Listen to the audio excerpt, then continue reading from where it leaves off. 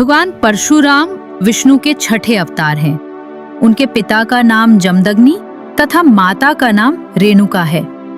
वे अपने 4 बड़े भाइयों तथा माता पिता के साथ गंगा नदी से कुछ दूरी पर अपने आश्रम में रहते थे।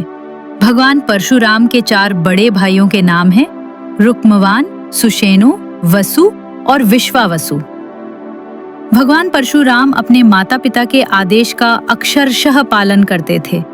माता पिता के प्रति उनकी श्रद्धा अथाह थी। एक दिन की बात है, माता रेणुका हवन पूजन के लिए गंगा तट पर जल लाने गई थी। जल लेकर लौटते समय उनका ध्यान जल विहार करते राजा चित्ररथ और अप्सराओं पर पड़ा। वो इस दृश्य को देखती रह गई और एक लंबा समय यूं ही बीत गया। उधर महर्षि जमदग्नि हवन पूजन हेतु बैठे हुए थे और उन्हें देर हो रही थी। तभी उन्होंने अपनी दिव्य दृष्टि से जानना चाहा कि आखिर देवी रेणुका को इतना विलंब क्यों हो रहा है। ये सब जानकर वे अति क्रोधित हो उठे। जब तक देवी रेणुका आश्रम पहुंची तब तक हवन में देर हो चुकी थी। महर्षि जमदग्नि आग बबूला हो चुके थे। क्रोध में आकर उन्होंने अपनी पत्नी को मर्यादा विरोधी आचरण करने हेतु दंड देने का निश्चय किया। महर्षि जमदग्नि और माता रेणुका के सभी पुत्र वहां उपस्थित थे।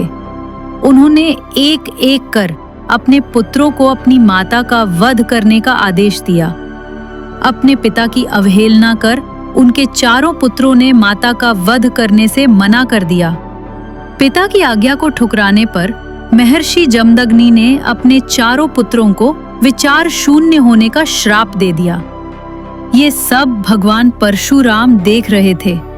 तभी महर्षि जमदग्नि ने अपने सबसे छोटे पुत्र भगवान परशुराम से माता का वध करने को कहा।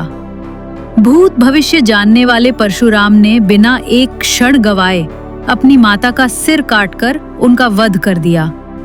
यह देखकर महर्षि जमदग्नि अति प्रसन्न हुए। उन्होंने अपने पुत्र परशुराम से 3 वरदान मांगने को कहा। इन सब बातों को पहले से जानने वाले परशुराम ने 3 वरदान मांगे। पहला, माता रेणुका पुनर्जीवित हों और उनके 4 भाई स्वस्थ हो जाएं। दूसरा, इनमें से किसी को भी इन घटनाओं की स्मृति न रहे। तीसरा, वे स्वयं दीर्घायु और अजय हों। भगवान परशुराम की मांग सुनकर महर्षि जमदग्नि को अपने क्रोध का एहसास हुआ। तथास्तु कहकर उन्होंने 3 वरदान दे दिए। उन्हें समझ आ गया कि कोई भी पुत्र ऐसे अपनी माता का वध नहीं कर सकता जब तक वो स्वयं भूत भविष्य का ज्ञाता ना हो। मन ही मन उन्होंने पुत्र रूप में प्राप्त भगवान विष्णु को प्रणाम किया। अगर आपको ये कथा पसंद आई हो तो वीडियो को लाइक, शेयर और सब्सक्राइब जरूर करें।